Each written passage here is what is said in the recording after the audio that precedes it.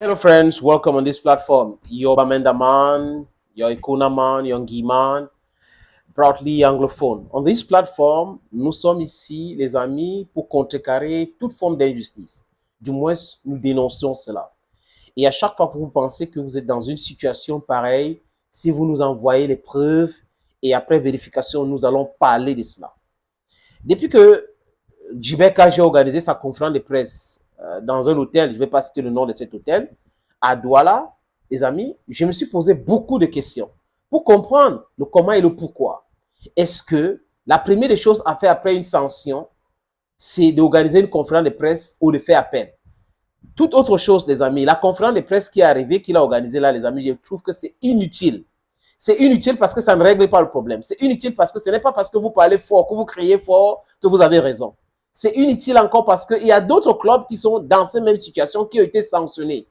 Et même l'année dernière, je pense qu'il y a tourné le Calara Club. Donc, je ne sais pas pourquoi on organise d'abord la conférence de presse avant de faire appel. C'est ça que je ne comprends pas bien. Je pensais que la communication devait être la dernière des choses pour dire, voilà, on a fait ci, on a fait ça. Et jusqu'à présent, voilà ce qu'on train de faire. Tu vois un peu ce que je veux dire. Mais non. Ils ont décidé de surfer sur cette vague de Eto Bachin.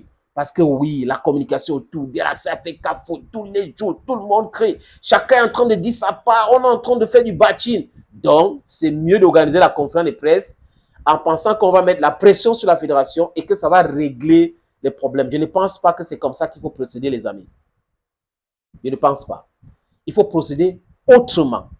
Sérieusement, autrement, il faut procéder. Il faut faire appel, contester la décision de la Ligue régionale.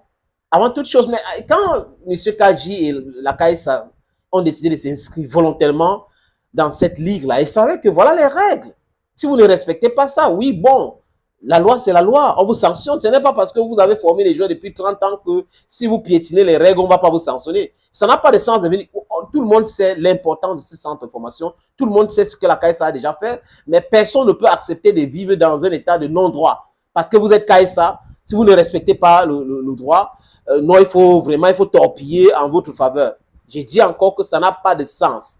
Et pour ceux qui ont écouté cette conférence de presse, à un moment donné, il y a un journaliste qui lui a posé la question sur son rapport personnel avec Samuel Eto'o. S'il a appelé Samuel Eto'o, il a dit qu'il a envoyé un message WhatsApp au secrétaire général de la Fédération camerounaise de football. Dans ses propres entreprises, on ne travaille pas avec le WhatsApp. L'administration est écrite. Donc, si M. Djibek Kadji vient dire à Mondovision qu'il a plutôt envoyé un WhatsApp au secrétaire général de la Fédération camerounaise de football, ça démontre qu'on est toujours dans cette histoire de non, c'est les frères, c'est la famille, on traite comme ça. Non, non, non, non. Pour une organisation qui se respecte, les amis, on écrit tout. Il y a la façon de faire. L'administration, ça doit être clair, même si c'est votre frère. Les amis, il y a un expert. Il est expert en TMS et FIFA Connect. Il s'appelle Pierre Melvin Dongo. Pierre Melvin Dongo a pris la parole. Et il dit des choses simplement et clairement, les amis. C'est des choses que humblement, je ne connaissais pas. Donc, lui, en tant qu'expert, il explique et je vous propose les explications de Pierre Dongo.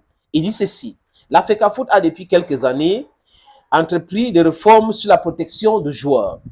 Dans ce processus, les clubs avaient jusqu'à une date pour mettre leur dossier de demande de licence en ligne.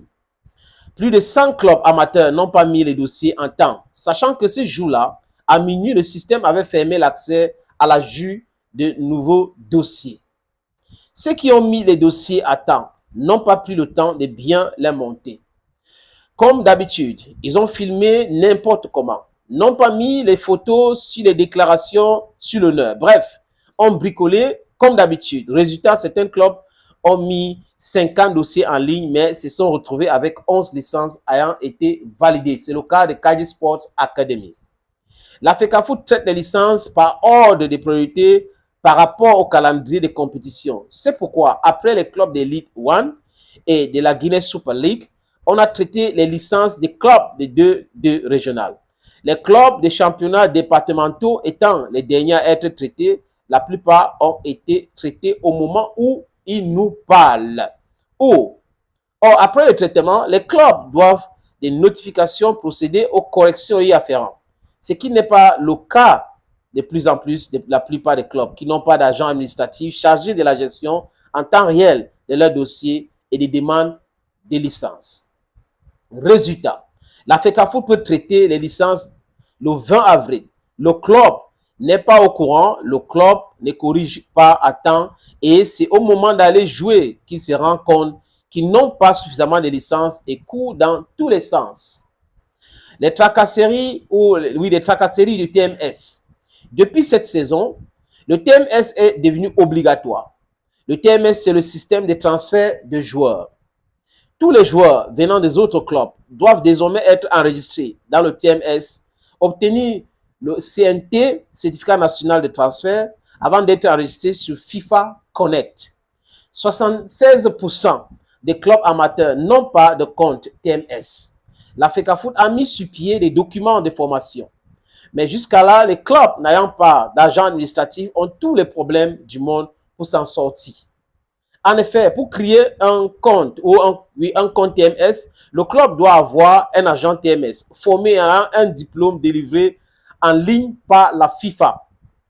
Certaines ligues ont fait appel à des formateurs, parmi lesquels moi, dont M. Ndongo, pour former leur club.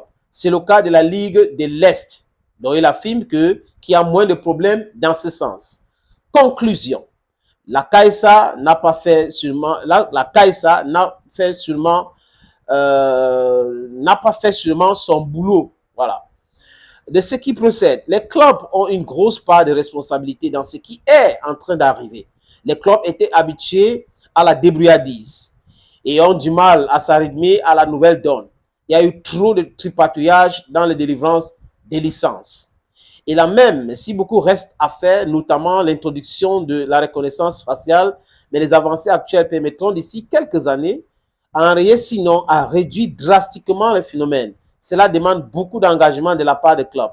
Et mise à jour en matière de management des structures sportives s'impose.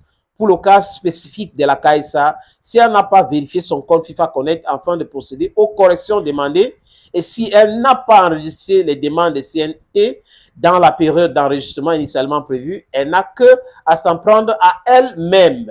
Enfin, quand on se rend compte que pour une raison ou une autre, on ne peut pas régulièrement prendre part à une compétition laquelle on s'est volontairement affilié, on peut volontairement désister conformément au texte de la compétition concernée. La CAISA aurait dû écrire à la FECAFOOT pour lui signifier son désistement du championnat de saison 2023-2024. Dès le premier match où ils sont finis à 6. Le désistement est prévu dans les textes de toutes les compétitions de la FECAFOOT. L'explication a été donnée par qui? Les amis Pierre-Mervin Ndongo, formateur TMS et FIFA Connect. Là, humblement les amis, je n'avais pas tous ces détails. Et quand il vous parle, ça veut dire quoi? Ça veut dire que M. Kadi a organisé une conférence de presse sans avoir tous les contours de l'affaire qui devait venir parler. Et il a pensé que c'était à l'ancienne, donc il n'est pas informé parce qu'il n'a pas un administrateur chargé pour gérer ces dossiers-là. Les conséquences, c'est qu'on organise des conférences de presse, on blâme tout le monde et on oublie de se blâmer. Voilà. Et vous avez des chaînes, des journalistes qui sont spécialisés aujourd'hui dans le bashing, qui sont même pour la plupart payés, des chaînes qui prétendaient être les chaînes de changement, les chaînes du peuple aujourd'hui, qui sont devenues les chaînes du bourreau du peuple. C'est cette incongruité qu'on est en train de constater aujourd'hui avec cette affaire Samuel Eto'o-Fisco. Les anciens combattants de la liberté se sont transformés de l'actuel combattant pour piétiner le droit, pour encourager l'injustice. Bienvenue au Cameroun où l'incongruité est à l'ordre du jour et tout le monde, du moins ceux qui ne sont pas honnêtes, réfléchissent avec leur ventre. Thank you friends always watching videos on this platform. As I always say, unanuno, abi Ekuna man, abi Bamenda man, abi Ngi man, abi Bakure man. I'm proudly Anglophone too. So now on a do we did together now on a platform this. We did for talk about all forms of injustice. As an Anglophone, we know the form of injustice that we be faced with regularly. Our rights they match our rights them daily, and then they expect we say we get clap for them. Now so it is, yeah. But we don't decide say we'll use other means now like this denunciation for cry out loud, tell the world, tell the people this is not how you're supposed to be functioning we should come together and fight against injustice. Because this country here, for more than 43 years today, the same people, they do the same thing, the same attitude and all that. So it takes communication for decry the situation, the state in which they don't plunge the country into, decrying, talk and talk and talk with people that will get consciousness, and then why not democratically if we say bye bye. Thank you, friends. Bye bye.